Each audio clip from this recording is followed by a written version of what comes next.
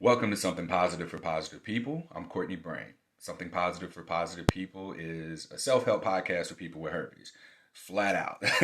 Like, I've been trying to dance around what this is. I've been trying to make it fit into places that, it should be in, but maybe doesn't necessarily belong to. And I've been doing that at the expense of the quality of and the capacity at which I'm able to help and support people. So I've hit a breakthrough point where I'm very proud of the work that I'm doing now, and I think that the people who are supported by it, who find it useful, can be proud of it as well, even if it's in your own little way of showing support, whether that be a donation, whether that be being a guest on the podcast, or sharing resources or sharing podcast episodes. I'm appreciative of all the ways that we've been doing that, but I want to make that clear. Like, this is for people who are living with herpes. The nonprofit itself supports people in finding mental health services. This includes some yoga stuff. There's the mentoring that I mentioned in the last podcast episode, and workshops and teaching you how to disclose. These are all functions of the nonprofit organization. And here, the podcast is a free resource that touches on everything under the sun in relation to herpes stigma.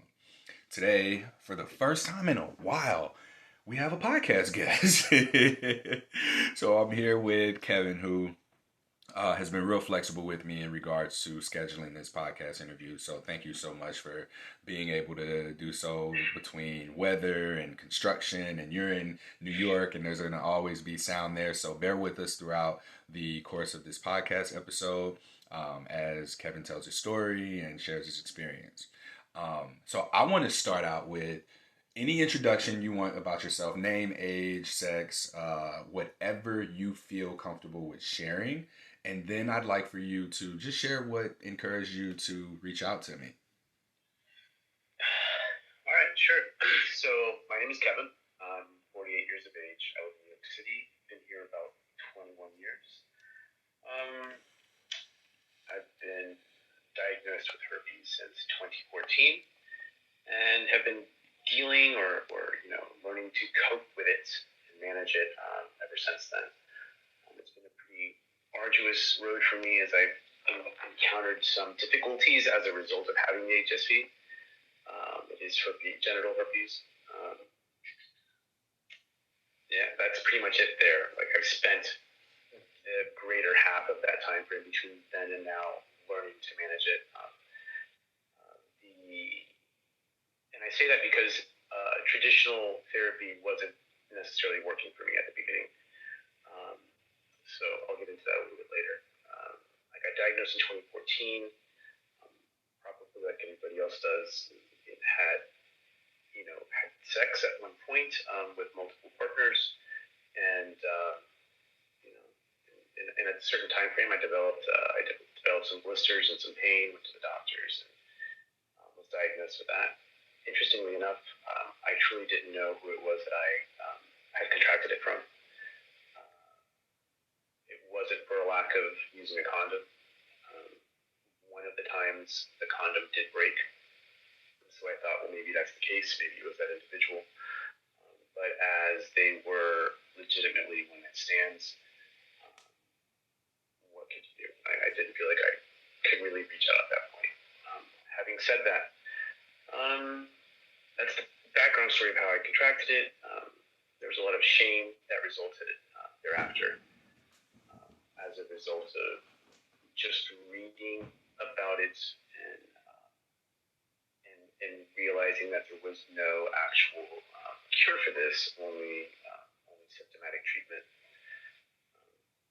I sought out support groups here in New York, and at the time, honestly, the only thing that I found was a Google meetup group that claimed to be supportive for mostly men that had herpes, contracted herpes, and so I attended, and all it was just a hookup. It was a place to hook up. It was a place for, oh, you got herpes? I got herpes too. Let's just do this. And I got to admit, after the first year, after having been diagnosed, I was the least bit interested in engaging in any kind of sex. I mean, I wasn't engaging in masturbation. I wasn't engaging in sex. It was the furthest thing from my mind. Um, there was so much shame. There was guilt. I was just really riddled with self-deprecating thoughts. Right now, um, I've encountered people, or I've met people early on that really didn't think twice about it. Just like, yeah, it's cool. I got herpes, 2 years ago, and there was one gentleman who was like, yeah, I contracted HIV herpes at the same time, and I had gonorrhea twice this month, and I thought, oh my god, I'm like, I don't even like, this is crazy, but this is not to judge them. It was some of the people that I encountered were just very, I think, for lack of better wording, blasé, or just as a matter of fact, and they just went about their business. Where I, as a overthinker, just kind of stayed in my mind about it, and to be honest, I just felt like I was never given a chance. That's the way that I approached it then, and I still see it as such now. It's just not as hardcore.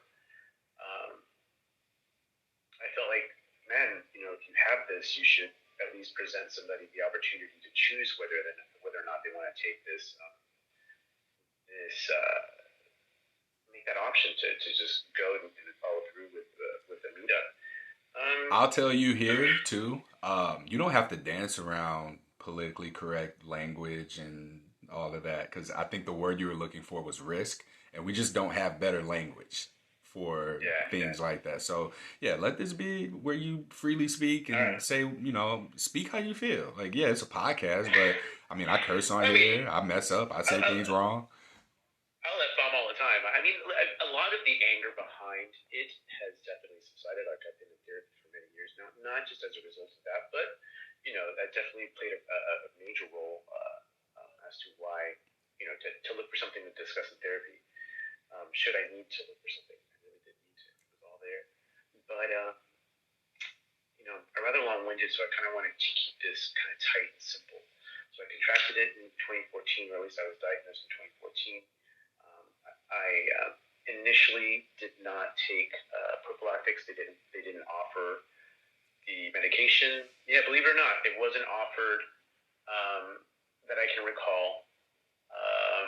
And my outbreaks were pretty intense. Now, I will say that at the time I was a heavy drinker, so did not realize how diet and vices could contribute to the outbreak, or to outbreaks, yeah? So I was bartending at the time, heavily drinking. I was a smoker at the time as well. So, I feel that I had multiple outbreaks after outbreak after outbreak after outbreak as a result of eating poorly, eating the wrong foods, eating foods that aggravated, the amino acids that are involved. That's a whole other story. But wrong diet, poor skills at the time.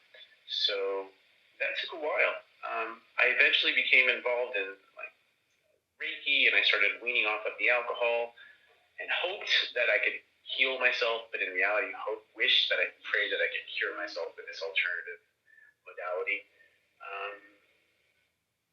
And that just kickstarted a whole other part of my journey in self-healing, not just the herpes. So I'll say all that to say, I've said all that to say, the journey's been a long one. I've just very recently learned to work with it. I don't suffer the multiple outbreaks that I used to. I probably have one or two at worst a month, at the worst case scenario. I think the bulk of the bad ones definitely happened right after I received my booster shot and my vaccinations for the COVID. I started the day that I got the first vaccination. I started, I felt ill and developed an outbreak, and then that outbreak just never fully healed. Went into 30 days getting the second shot. That outbreak never fully healed. It was like one lesion that was about the size of a quarter that just would not fully heal. And even though I was taking the Valtrex, and my doctor at that time was like, let me put you on 1,000 milligrams of Valtrex a day. This is really safe. But it's safe for some people, but not everybody can eat the same thing, Like, not everybody can not be affected by things. dose was too strong for me, and I was starting to experience side effects. The doctor didn't really feel it was the case, but when I talked to the pharmacist was like, absolutely, those are side effects of that. So I started breaking my pill into two. So instead of taking 1,000 in one shot, I was just taking 500 in the morning and 500 at night, which helped. It was just too intense for my body. I'm pretty sensitive to that stuff. So I got through the second vaccination. They would heal, but then they would pop back up just as fast as they healed. To be like, oh, great. And then, oh, God, like, what the fuck? And then that led to the booster. The booster killed me. Like, the booster, like, I felt worse than I did with the first two vaccinations. The blisters were just, at that point, so as an aside, my initial outbreaks were all at the point of entry, so they were all at the penis.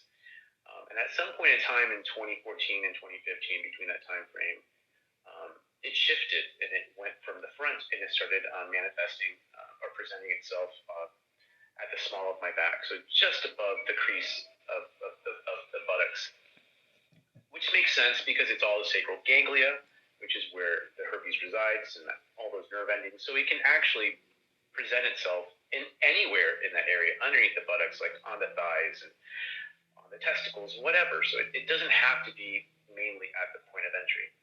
So that's where the bulk of mine have been, which is much better than having it on your bell end. Because with the heat and the swelling and all of that stuff, and as men, we there's always friction going on up front. So not the best of sensations. So it's a little bit easier for me to manage on the small of my back. Okay.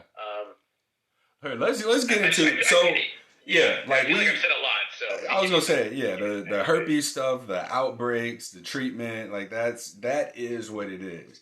Let's talk about your experience living with it, because I think one of the things you said to me was that you weren't sexual for a really long time, and then coming back into being sexual again. Like, I guess what was that experience like for you? What was going on during that time period where you weren't sexual? What made you decide to be sexual again? Let's start with when you reached out to me. So you reached out to me and we had that conversation. Let's start there. Yeah, so I came across your podcast at some point somehow, and I thought, oh, this is really almost empowering is what I thought at that point, and I thought this is really supportive and like educational, and I thought, man, this is more than I had found here in New York. And I at that point in time was feeling like I'd lost all hope, and I'm going to say that the reason behind that was in 2019 my herpes got out of control and found its way into my spinal fluid, and I ended up developing viral meningitis from it. And shortly thereafter, 3 weeks of that nonsense, I had what they call a mini stroke. So I didn't present anything wrong physically. It was all neurological. I still have to deal with some of the effects. So I was told by the virologist and immunologist that I was in the small percentile of people who actually developed that usually these are case studies that people learn about while they're in school. So I was very angry at that point. And with herpes and the guanine, the whole 9 yards, like, what the fuck did I do? And I was seeking help. I was seeking support. I was looking in multiple directions, and I never truly found a support group. Not truly. I just never found a support group, at least here in New York, about it. And during the quarantine time, you encountered podcasts or what have you, and somewhere between then and now, I came across one of my first episodes that I listened by you, and the herpes, and I thought, wow, this is really cool. And I listened off and on, and eventually I reached out. Now, having said all that, I was not sexually active. I hadn't been sexually active for almost 11 years. In the 11 years, I had sex 3 times, twice with a partner who had herpes as well, so there was definitely a level of comfort there. And then once more much more regrettable scenario just because of the person I chose to go through with it. But that was it. Was this a celebrity or was this like a toxic ex or something? No, it ended up being a toxic friend, somebody that I'd had a friendship with for over 25 years that I ran into here in New York. And at the time, I was still drinking, and I had a couple of drinks and just made a bad choice. Like, I would have never made a choice to have slept with him had I been fully sober. If y'all were friends, so what made this decision a bad decision? He was married. Ah, okay. See, this is the kind of shit we want. This is what I want to hear. I want to know the real stuff. Like, so let's speak to that. So you talked about going on this like healing journey. You started to find support. It seems like you were, and I don't want to put words in your mouth, but I want to speak to how I'm hearing what you're saying. Is did you swear off sex and then out of the blue an opportunity presented itself and it was like, yes, give it to me? Like you were trying to tame a beast that was fucking starving, and when sex presented itself, you couldn't control yourself. Yes, and it was easier because it was somebody that I knew, and we had a history as far as just being intimate, but not in any kind of a sexual way. We spoke about things that normally you don't share with other people. He was that individual. And so it definitely facilitated that level of comfort. It was just that in the middle of it, I was like, oh, fuck. So let's talk about this. With what you just shared about that level of comfort and intimacy, this is with a man, right? Mm-hmm, yeah. This is a man who's married. I'm going to assume a heterosexual marriage because this wasn't okay, or what?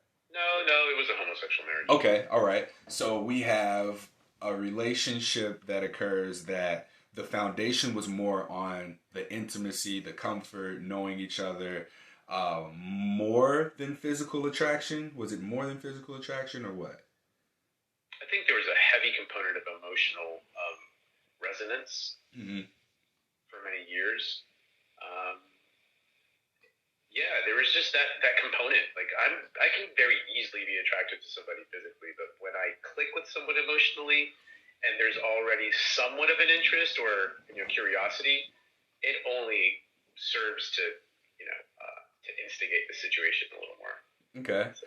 And so the reason I brought that up is because there's a lot happening in my personal life with really exploring and identifying what connection is, what emotional connection is, what it means to be men, how men connect with people, how men connect with men.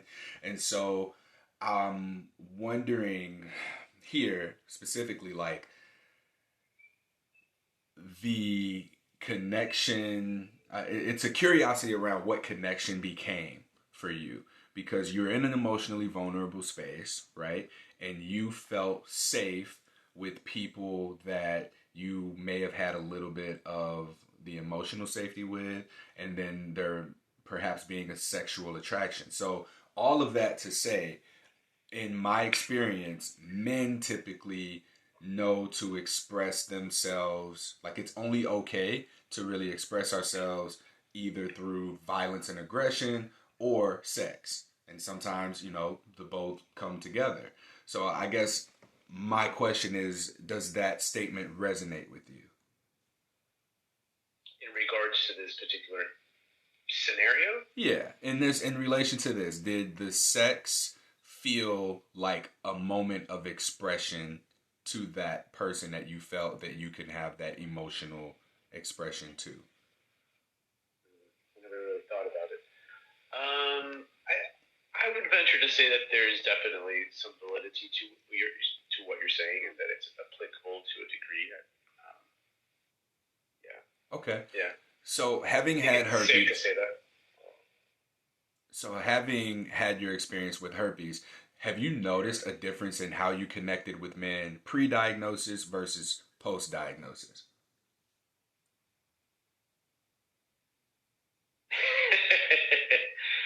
Yes and no. Ooh, let's hear because it. Yes and no, because pre-diagnosis, I was out and about.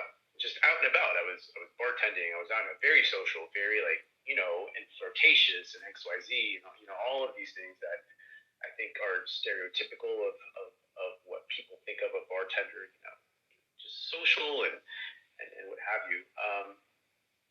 And then after I became diagnosed, there was so much self-loathing and deprecation that taking place that I honestly, up until about 3 months ago with my new therapist, I began this journey of seclusion. I started to pull away, and I started to hate my circumstances of being, and by that I mean being a bartender, being social, feeling somewhat attracted to somebody, looking at somebody and be like, oh, they're hitting on me, this is cool, and then be like, yeah, this is I'm because so familiar with that. I'd already experienced, because in between that and having been recently diagnosed, there was a part of me that wanted to be just like everybody else, right? And so what I chose to do was not to be sexually active, but maybe we can hook up. Maybe we can just masturbate together. And can we call that a choice though? Was that your choice, or was that something that you felt was like an adaptation to your circumstances? I felt that there was two choices that I could take. Mm-hmm. I felt that either I could completely cut myself off from being sexually active in any way, shape, or form, or I could engage in less risky behavior that would not necessarily, that would, one, save me from any kind of ridicule, and two, not compromise the other individual's health. Okay. That's truly that's how I've been really functioning for all of this time. But I experienced a lot of negatives in between. When I tried going on dates or hookups or whatever it was I was reaching out for, right? Because it wasn't just one or the other. It's just I was trying to go out there and learn how to say, "Oh my God, listen, we might be sexual. I've got herpes." I think the worst one was. No, this not. I think the worst scenario for me was a gentleman who we had agreed that we were just going to jerk off together, and when I got to his place, there was. That is I feel like that is the gay equivalent of "let me put the head in." Yeah, exactly. It is. So I get there, and I'm like, "What's taking place here?" And he's talking. I'm like, "Listen, let me ask you right quick. Like, what's going on with all this stuff over here?" I thought maybe. I was like, man, I thought we called this already. Like, we had been talking for about 2 months, and I was like, I told you straight up, like, we're just jerking off. And that's how it's going to be. And he was like, I don't get it. And he got really vulgar, and he got really sexual, but I really want you to do this to me. And I was like, listen, this is the reason why. Like, I wasn't going to disclose it because all we were going to do is jerk off, and it was going to be you sitting there, me sitting here, and that was going to be it. And I told him, I said, I disclosed that I had herpes, and his immediate reaction was, "You're fucking gross. Get away from me." Okay. Why wouldn't you tell me this before? I would much rather have bareback sex with somebody who's got full-on AIDS, because at least I can take the medication. It was just total annihilation of my being. But at that point in time, I'd kind of built up a pretty good shell, and I was like, this is all about you. Like, this is all your projection. And I told him that. I was like, listen, man, you seem like a fairly intelligent individual who's going through some emotional bullshit right now, and I was like, I'm not going to identify your projection, so have yourself a good one. And I was walking out the door, and I'll never forget, he was just like, wait. And I turned to look, and I'm like, what the fuck do you want? Like, what is there else to say? As opposed to walking out, because the caregiver in me turned, and he was just like, how do you know you have herpes? And the caregiver took over, and I was like, let me sit down with you. Let's have this conversation. I'll avoid all that nonsense and just tell you that the guy had just gotten back from Fire Island. It was freaking out because he had engaged and had a partner as well. The partner did. I mean, bro, really? First off, what composure you had. Kudos to you. Because like even when I was thinking that or when I'm listening to this, like you saw my face, I was just like, damn, what kind of a projection is this? And that person spewed up everything that they were feeling about themselves, having just left from an activity that would put them at the same level of risk. And like for them to have said, I'd rather have already had sex with somebody with full blown AIDS, even the fucking language is infuriating. But what that person might not have told you. And that's another thing that I really want to stress here is that the proactivity of a person who has the integrity of who's living with herpes or who has something that impacts them that it requires vulnerability to communicate and express to another person, like that shit is sexy. So what you did was a very attractive thing, and then your lack of feeding into that, throwing fuel to the fire, because you could have talked shit back, but you're like, no, you know what, let me get up out of here. And then they were able to calm themselves down. But wait, so I did these things, and can you tell me if is this herpes? Can you look at this real quick? So yeah, shout out to you for like upholding that level of integrity. And a lot of people could also feel pressured in that situation to like, oh well, this person's like really wanting to have sex. I'm gonna just do the thing that they want to do. So shout out to you for having like there's fight, flight, freeze, fawn response. Fight or flight, obviously resistance, run away. Freeze, just be in the moment. Fawn is compliance. And what I'm hearing is that you challenge. You challenge whatever your visceral reaction might have been, and then you took action from there. Now, instead of leaving, he called you back. How did the rest of this go? I gave him information, details about what my particular scenario looks like, and told him that if he had anything to be concerned with, that one, he should consider discussing it with the partner, and two, talking to either his primary care physician or or the health department. And I deuced out. Cool. I'm not your god, brother. I'm not your god. That's on you. I was so, yeah, because I was wondering if like the flip script or anybody if anything changed at all. So thank you for sharing that. Yeah. So this was your worst herpes disclosure experience. Let's talk about the most recent one that you had, where the one that you shared with me. Yeah. So I'll keep some things out of detail, but I met a gentleman who I don't know. It'd been the first time that I'd actually been curious about, and I say that because like I said mentioned earlier, I'm going to therapy very recently. Started on antidepressants, and my doctor was like, you're probably going to lose any kind of stamina if you even have it, or libido. I'm like, yeah, it wanes. It's the complete opposite for me right now. This antidepressant has done nothing but completely just like fired up your worst. But what's the name of it? Because people might ask. Yeah, it's Prozac. For me, it's Prozac. Okay.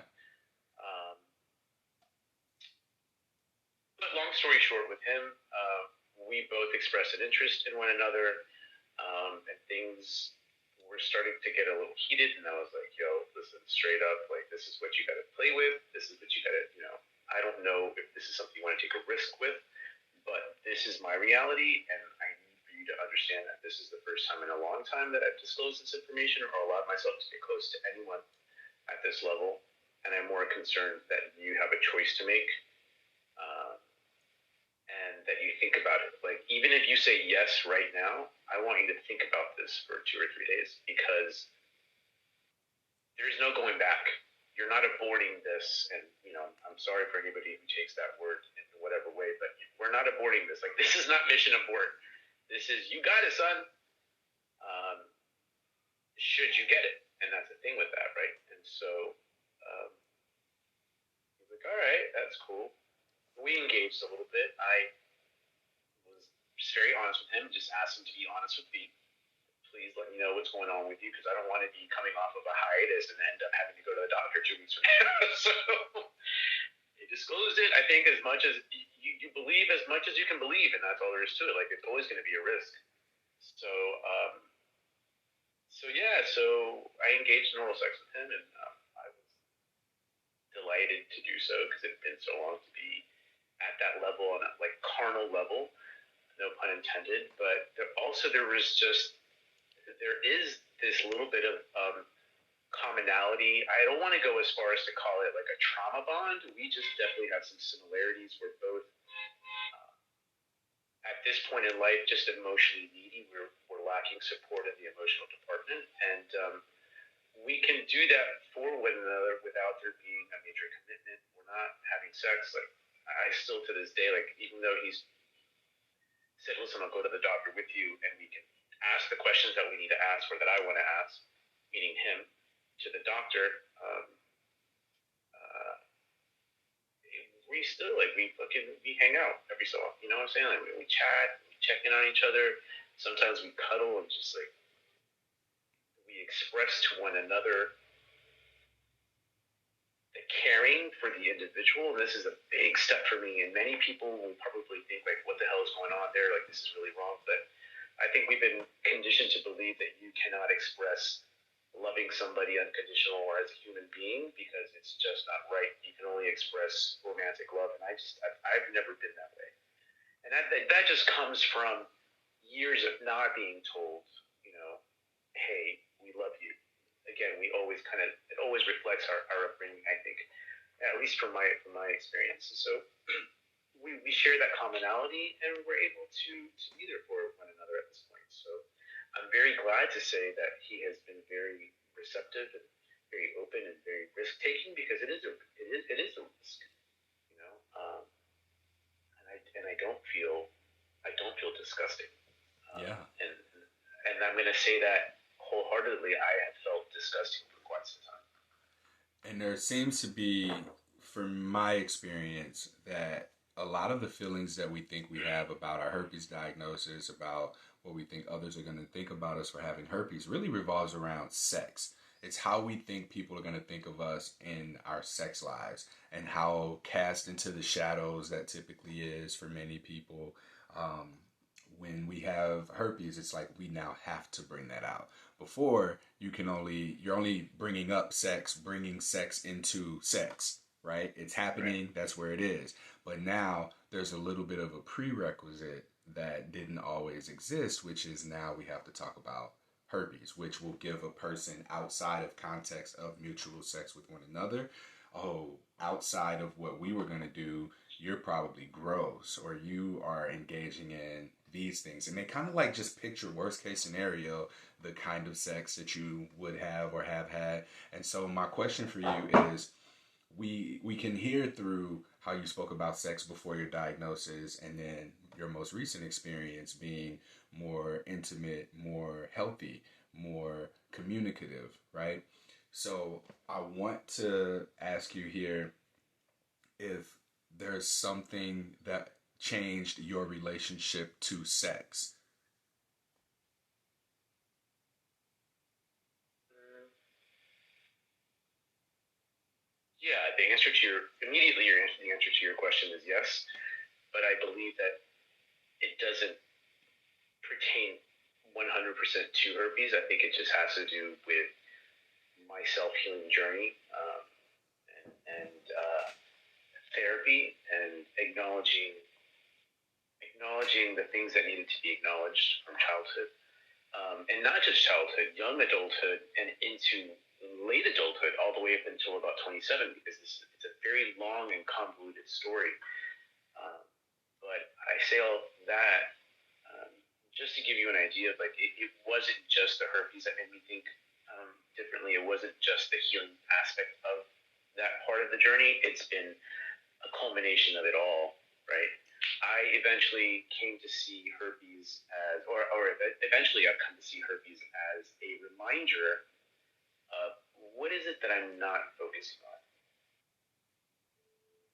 What is it that I still need to work on? Because now I chose, it took a long time, it's been since 2014. I chose, I will also say I've evolved to the point to being able to choose um, to look at herpes not necessarily as a friend, but as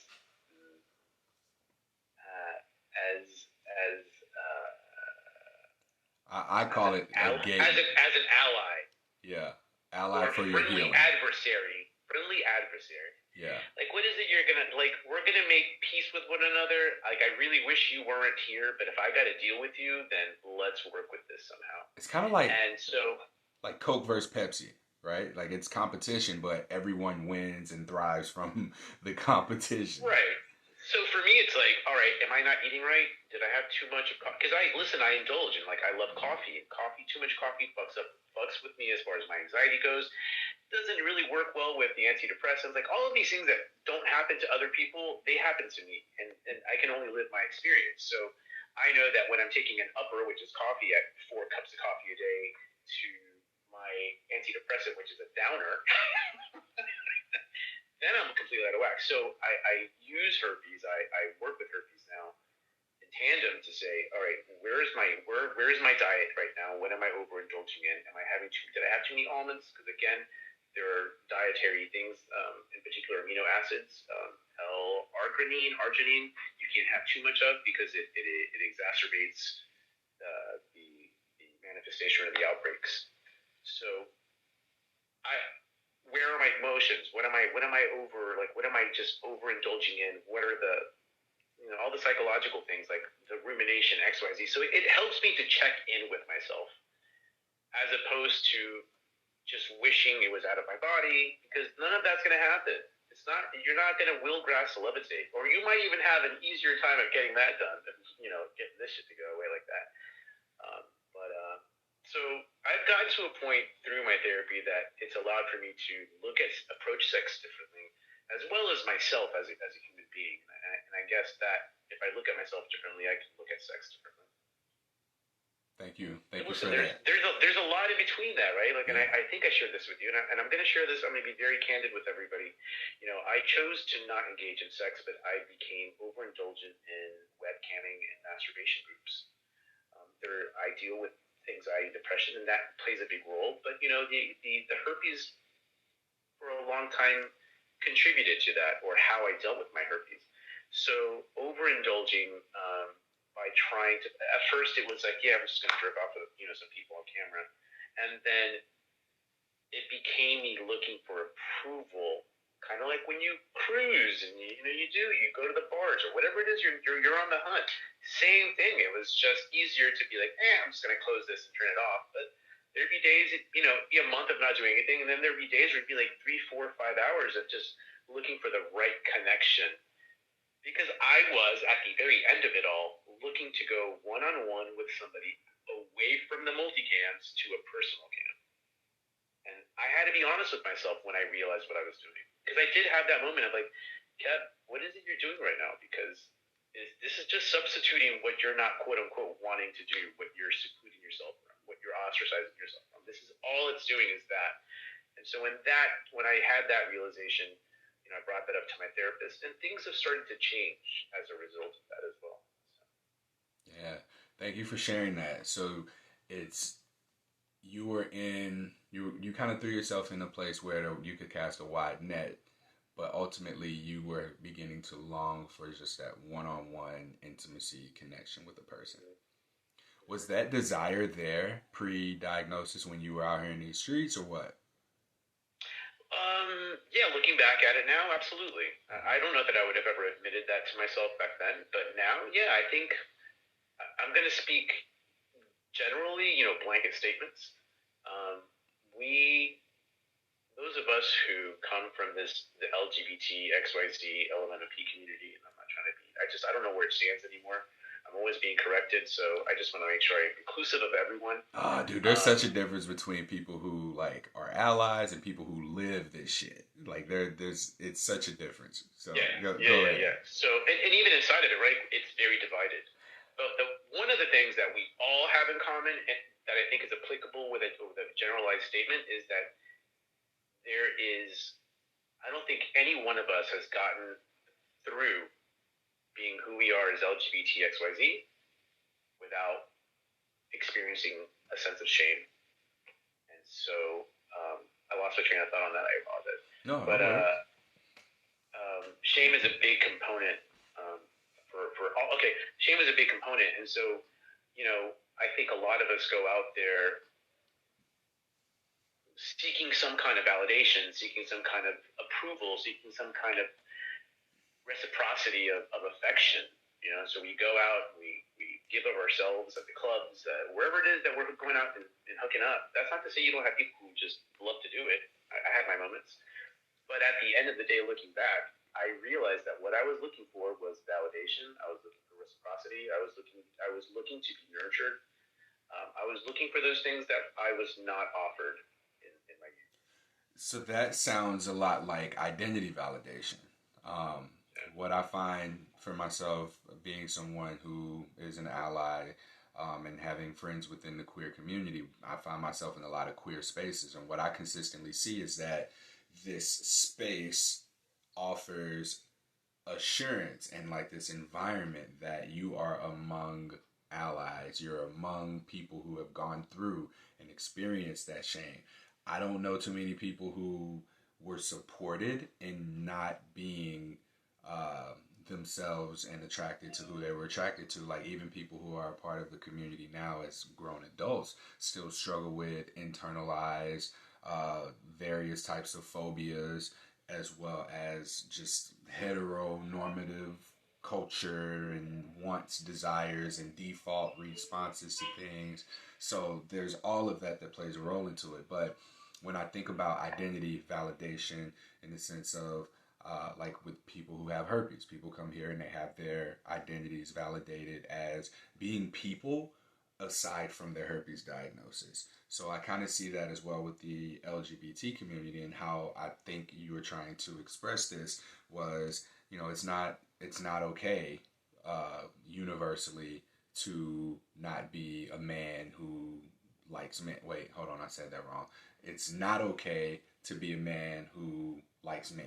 It's not. It is okay to be a woman who likes women as long as there's a man involved, right? So we have these, we have these stereotypes. And one thing I like that you said was you brought to attention just how divided it can be within the LGBT community, and how you haven't said you identify as or you are any of the labels that are associated with it. You have just shared your experience, and I caught myself like wanting to ask and be like, well, are you gay? Are you pansexual? Are you bisexual? Like, to give the audience a label, but you've given enough to just share, like, this is who you are and this is who you're attracted to.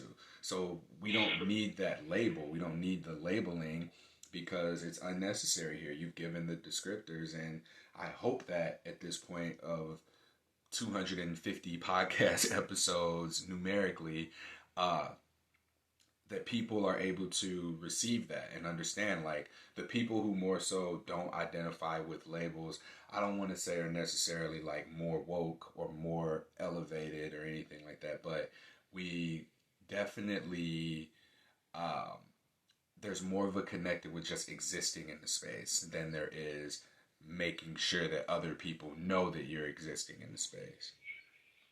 Damn, well, I gotta write that down. Hold on. That. Go ahead. Yeah, I'm gonna write that down. That might be the podcast title. No, I appreciate that. And even just before this, I was speaking to a friend of mine from back home who is 100% gay, and he asked, did you ever come out as anything?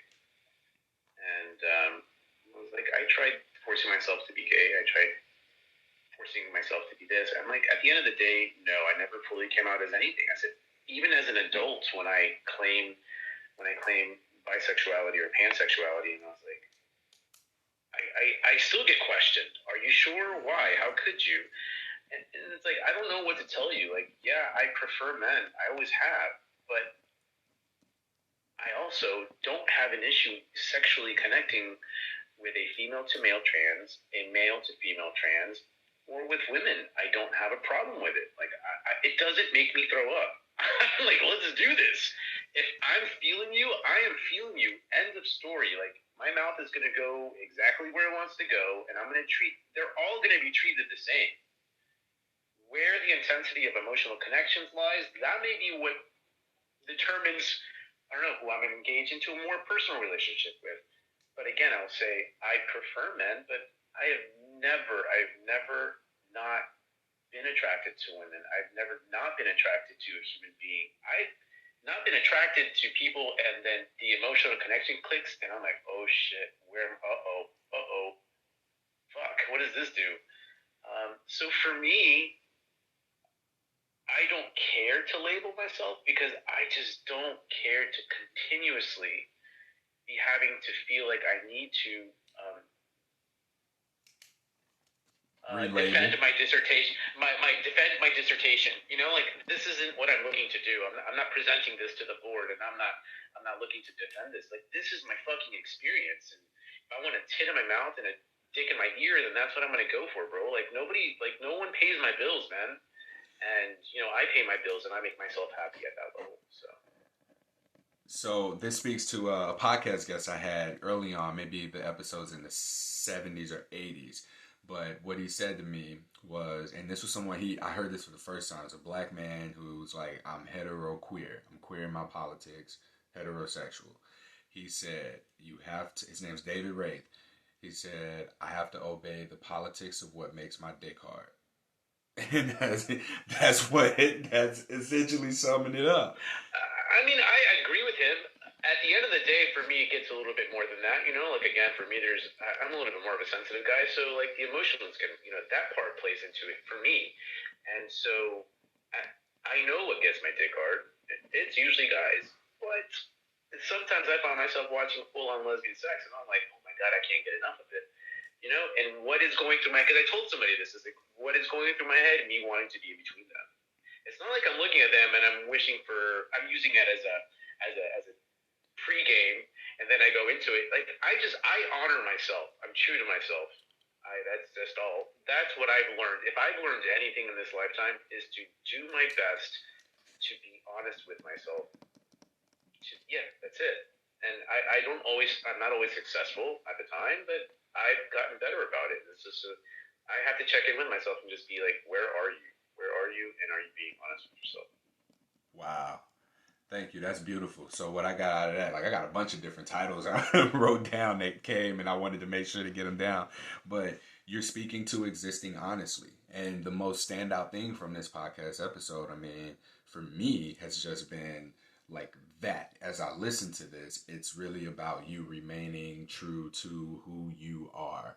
You haven't had to label anything for other people. You know, you speak to the sexual encounters that you had, and it wasn't, oh, this person's this person's that. It was just, yeah, this guy, this person, this gentleman. You spoke to them by identifiers that weren't necessarily physical. So it really speaks volume to so much of the non-physical stuff that people who are unattached to labels exist in. They exist in this. There's the validation of identities through this, and there's also just like there's a freedom there. It feels liberating to hear you speak to in the way that you do about just existing as you are. You're not explaining your existence. There it is.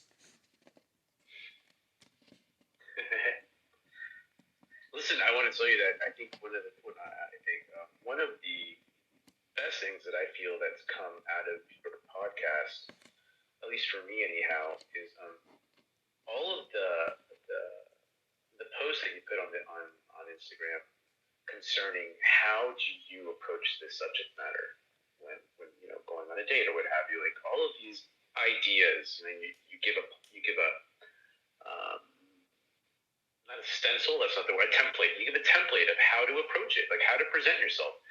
That is invaluable because I could overdo it. I could get really emotional about it, you know, but the template that you provided is just very clear, concise, to the point, without, for me anyhow, I don't feel that template allows for me to compromise integrity. It's like, this is just where we are. This is what I'm presenting. Are we game? Are we not?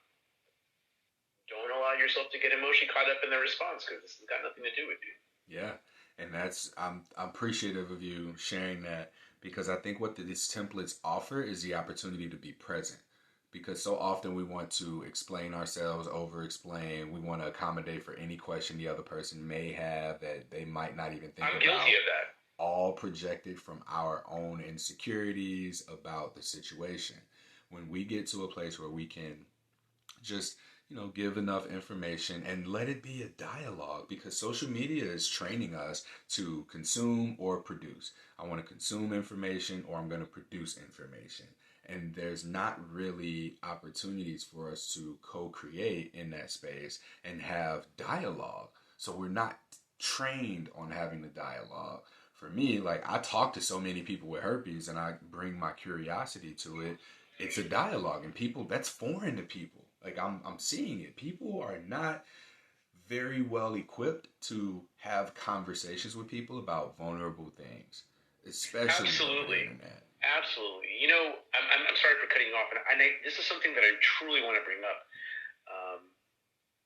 because when I got swabbed, and we were talking about it, for the first time with a nurse practitioner at the joint, the 20-minute bell went off, and I'm like, well, what's that? She says, oh, that's your HIV test.